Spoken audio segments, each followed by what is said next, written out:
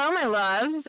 Today, we're going to talk about the 5 emotional mistakes that are quietly destroying your sex life. So if sex has become a source of conflict, confusion, stress, or maybe resentment in your relationship, and you're not fully understanding why that's the case, this is the episode for you.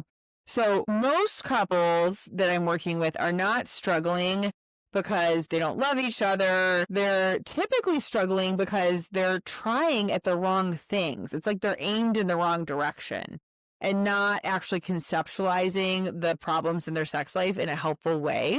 And so they're making these emotional mistakes about sex that they don't even always realize that they're making. And that doesn't mean that you're not emotionally intelligent or you're not a good communicator, but this is just the fact of what I'm seeing most commonly in my practice. So this episode is not about, libido hacks or orgasm tips or trying to want sex more. It's more about understanding the emotional patterns underneath sex that are shaping how your sex life feels over time. So I'm going to walk you through 5 of the most common emotional mistakes that couples are making around sex. You'll probably recognize 1 or 2. And hopefully by the end, you're going to have a completely different way of understanding what is actually happening between you and your partner. So this episode also connects to some of the recent conversations we've been having about desire and about the emotional layers of your sex life. So if you have been listening for a while, you will hear how these ideas build on each other. Okay, so we're going to get into the mistakes. The first one is taking your partner's desire or their lack of desire personally. I see this very commonly, and it's understandable. And I think we actually do this as a protective mechanism. If somebody doesn't like us, if we don't get a promotion, if we get in a fight, the tendency is either to blame ourselves or blame the other person, right? And if we're choosing to stay in a relationship with someone, I think it's easier psychologically to blame ourselves because we don't want to feel helpless, right? If it's only the other person, it's easier to just be like, oh, well, what am I doing wrong? Or what can I share? I'm just not attractive enough, or I've gained weight, or, I've been crabby lately, or, they just find someone else more attractive, whatever it is. So I think we actually do that in a way as a protective mechanism. But the truth is, it's probably not that they just don't like you anymore, or don't think you're cute. And I think that's sometimes hard to wrap our heads around, but it could be emotional things, right? It could be that there's some built up resentment, right? It could be that they don't feel the emotional intimacy that they want to feel in order to have sex. That's especially in a long-term committed love relationship. This is not casual sex. This is not just dicking around, having fun. People often need that emotional connection, have the sexual interest in the sexual connection. So when your partner is maybe having a lower libido, it does mean that there is a dynamic in the relationship that is not working to enhance your sex life. Right? It doesn't mean anyone's a failure. I think this is so, I just want to really normalize this. I think this is so common for well-educated, intelligent people who have been to therapy before, who don't suck at communicating, to still feel stuck in this area. Part of it is because when we get hurt, we tend to kind of retreat into our little turtle shell, right? We kind of are like, oh, that hurt. You don't love me. I can't face this. This is too hard. We go into our turtle shell. Understandable. Let's be compassionate with ourselves about that, okay? But let's also recognize it and maybe stop doing it. Step 1, be compassionate about it. But when that happens, we're not staying curious, right? We're not staying curious about what is it behind my partner's lack of interest. Are they interested sometimes? When they used to be interested, what was different, And so we want to stay curious and ask questions in a gentle way. Sometimes when we feel hurt, we also get defensive and we can kind of counterattack and turn it into an argument, and then we're not getting where we want to go. Okay, number 2. So this is the second of the 5 common emotional mistakes people are making. Blaming or moralizing your partner around sex. And again, these are protective mechanisms, protective parts, defense mechanisms that we all have. So I just want to emphasize, like, you're human. Don't expect yourself to not have any of these. That said, try and face them head on and work on them. And I think you're going to be very happy with where you wind up in the end. Okay, so examples of blaming or moralizing your partner around sex. It could be like, oh, they're selfish. A lot of times what I hear, especially from men, and I think this is often from fairly like masculine men who maybe are not as much about like verbally processing all their feelings. I think sex can carry so much emotional meaning. And I think where there's a disconnect in terms of how we're socialized and programmed, you know, when I was brought up, it was kind of like, well, men are only after one thing. And the way it was said, it was really like they just want to take something from you and this is bad and they're being selfish and sex is superficial and they should really care about you as a human. Like it's very loaded, right? So I think it's important to know that like a lot of women have been programmed that way. And then if we layer on, you know, negative education around all the terrible things that can happen around sex and the fact that women especially have been slut shamed and like you shouldn't have too many partners, you shouldn't be too sexual or you're going to have a bad reputation and no one's going to want you, right? It could also be, so it could be like, hey, how could you leave me hanging like this? Like, how could you let me feel so like unwanted and so unloved and like, do you not care about me? If you're in a male-female relationship, a man might be feeling that way. And it's important to realize how your female partner was socialized. And then women, if you're with a man who's feeling that way, it's easy to be like, you know, well, sex is superficial, or that's like all you care about. And I think it's important for women to remember that guys are not really as encouraged to like talk openly about feelings and to have the emotional intimacy that like girlfriends often have with each other, right? And so it's important to remember that they are getting maybe even more from a sexual encounter on an emotional level, and that is really meeting some core needs of, you know, feeling connected, feeling energized in the world. Like I've seen this happen in my clients where when a male partner starts getting to have more sex with his partner again, he is energized. He's like doing more around the house. He's feeling like his best self at work and he's like showing up with just like more pep in his step. And so when we look at it that way, like sex is something that fills your emotional cup, right? It fills your tank so that you're just like, yes, I can face the world. Yes, I can handle the stressors that come my way. Yes, I can thrive and not just be sort of, it's almost like starving. Right? I think sometimes these men are like starving in a way for sex because they're depending on it to meet certain needs. And the fact that it's not being met, it's like, it's kind of like, why aren't you feeding me? And it can feel cruel. So I think what we need to do in this area is have compassion for each other's perspectives, right? To understand like, hey, we were socialized different. I didn't really understand this is where you're coming from. Let me at least try to understand. You might still not get to the same place, but when you realize this is your partner, you are on the same side. You do actually want the same thing usually, right? Most people in a loving relationship want to be having sex, but sometimes people might need certain things to happen first so that they feel safe and so they feel like they have something to give and so that they feel comfortable enough to be vulnerable with you. And so that's where you can be curious. And that can also take some time, you know? So if you're the one who is feeling like you're starting for sex, to just remember like, hey, somehow I got through when I was single. What do I need to do to take care of myself? How can I get this energy out in other ways? And also, how can I see that my partner is showing up for me and they do love me? It might just not look what I want it to look like right now.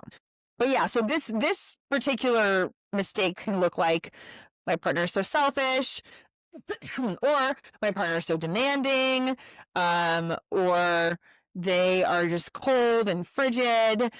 They just don't like sex, you know, so it can be really blaming. So we want to stay away from that as much as possible. So if you have this going on, acknowledge it, be kind to yourself about it, and lean into understanding.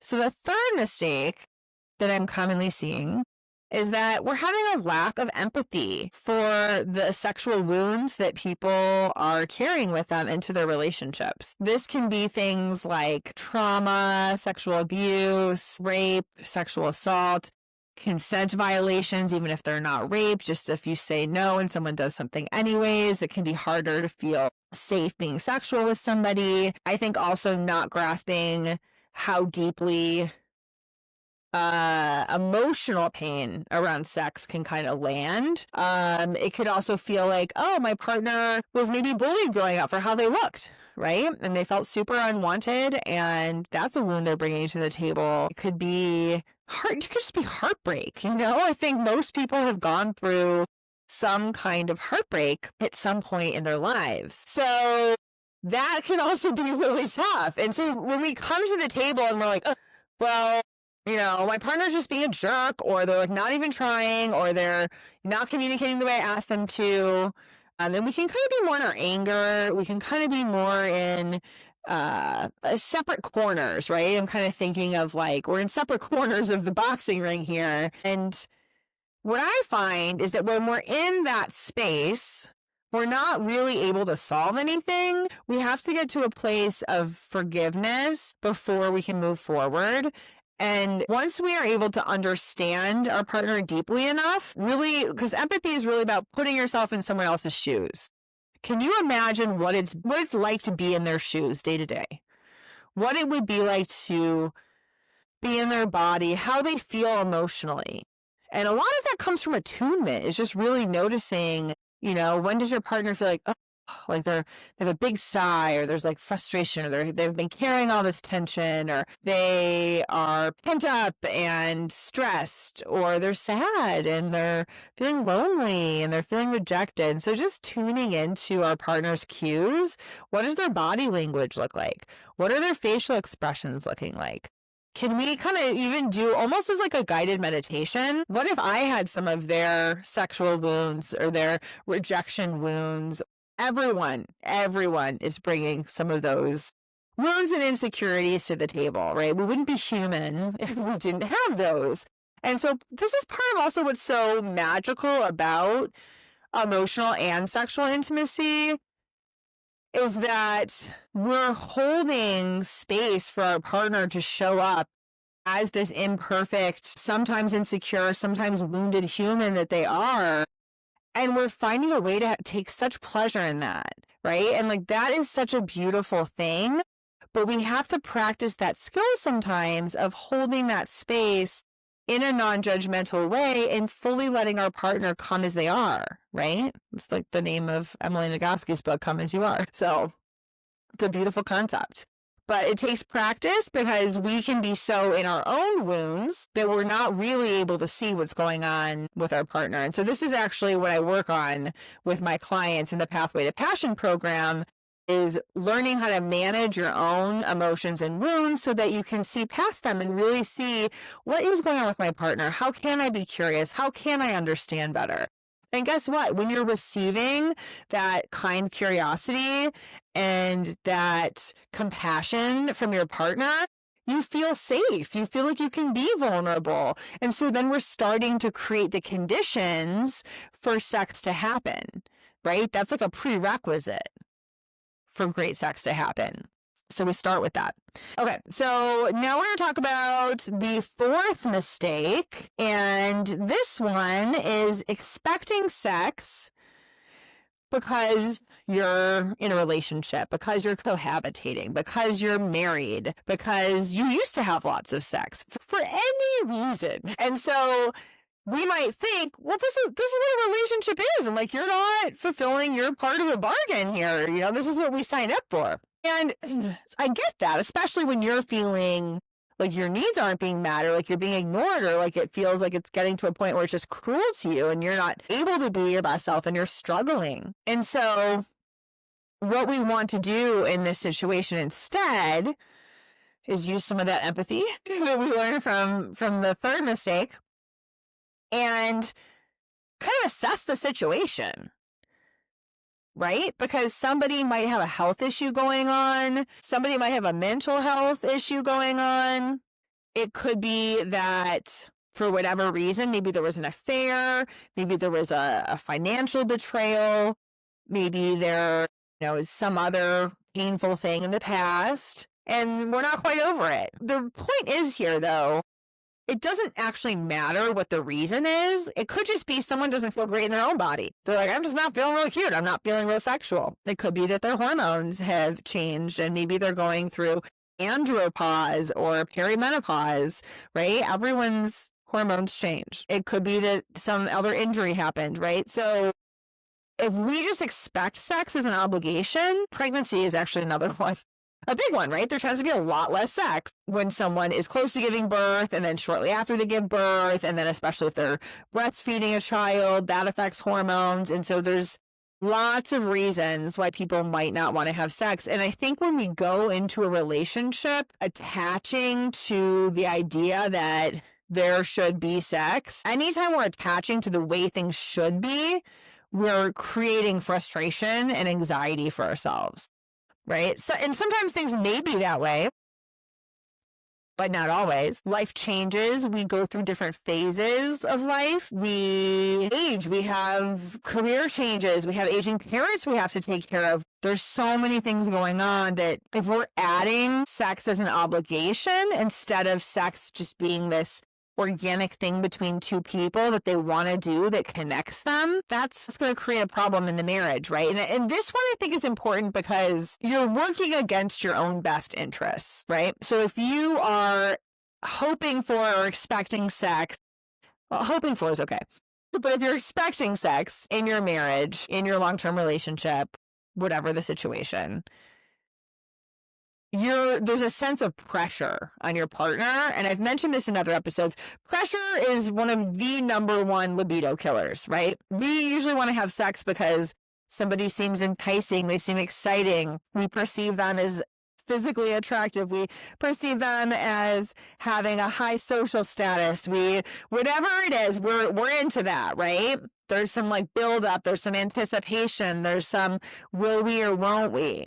But when it's a chore, when it's seen as an obligation, when it's seen as a must-have, that can take the joy out of it for people. That can take the authenticity out of it for people. So, and I also want to be really clear here. I'm not saying give up on sex, but what I am saying is, can you meet your partner in that curiosity, in that compassion and empathy, instead of in a demanding way, instead of in a transactional way, instead of in a pestering way or pressuring way? And I think when you start to understand the why, hey, why are they not having sex? What is going on? How can I support them? And if you express more vulnerably, and it can be very hard. I want to acknowledge this. It can be very hard when you're feeling rejected, when you're feeling like your partner has cruelly ignored your sexual needs, when you feel like you used to have a great sex life and it went out the window and you don't know how to get it back and it doesn't seem like they care sometimes. That can be really hard to be vulnerable in that situation. But when we are vulnerable with our partner, it tends to be more disarming to them. And it's hard for them to get defensive. It's hard for them to want to cause a fight with us. And actually, it might encourage them to be a little bit vulnerable too. And you can start by just saying your positive intention. It could just be like, hey, I know we've been fighting about this. I don't want to fight with you about this anymore. Like, I love you. The reason I want to have sex with you is because I'm into you. And when we used to connect, I loved that. I felt so great and close. I don't know how to get back there yet, but I just want to see, like, is it something you're willing to work on with me?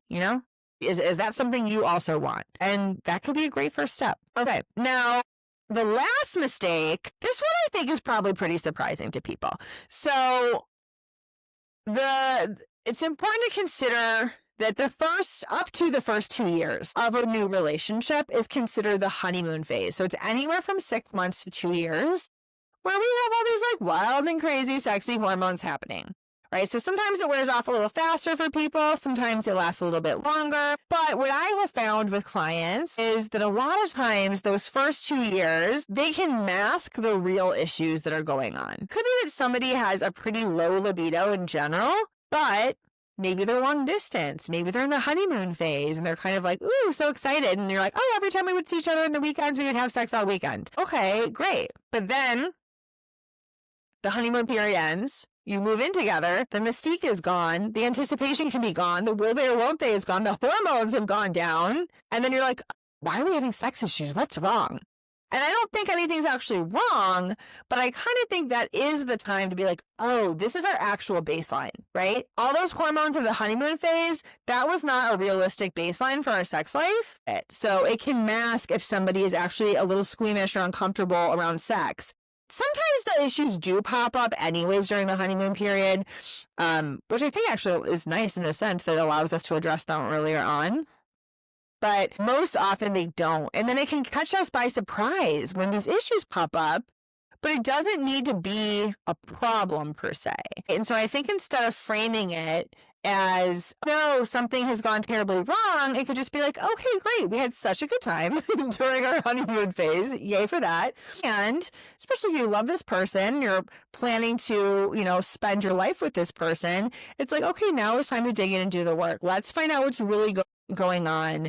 Let's work through some of the discomfort around sex, the not fully accepting our own sexuality, the squeamishness in conversing about sex, performance anxiety, the feelings of rejection. There's sometimes where we have our own securities and so then we don't initiate. There could be some imbalance in that maybe isn't working for you in your partnership. And so again, don't be afraid of these issues. It could be like, okay, great. This is another way that we're going to learn about each other. Let's also remember the point of sex is connection. This is another way we're going to actually build emotional intimacy through sex and through talking about sex and through learning about who each other is and their wounds and as a sexual being. And it's really another way to practice unconditional love, right? So instead of it being like, I will love you if you check these boxes and everyone's healthy and whatever, hopefully that's not what we signed up for. We knew better that, we're all human and there's going to be some shit that we have to face if we're being very honest with ourselves. But this doesn't have to be scary stuff, right? And that's part of why this podcast exists. This is part of why I do the coaching work that I do, because none of us are actually equipped to have these conversations, right? Like they are sensitive. We have to go deeper in terms of the emotional layers to understand. We don't necessarily want to just... What I find is that people stick to pretty surface layers. So it might be like, okay, there's the really obvious surface layer. Maybe they go one layer deeper, but I feel like there's a third and a fourth layer that is like where the actual solutions live. And that's where I think having a coach or a therapist can be super important to help us get to those. So I hope that this was helpful for you guys. Make sure to follow the show and I will catch you guys next week on another episode of Ask a Sex Therapist.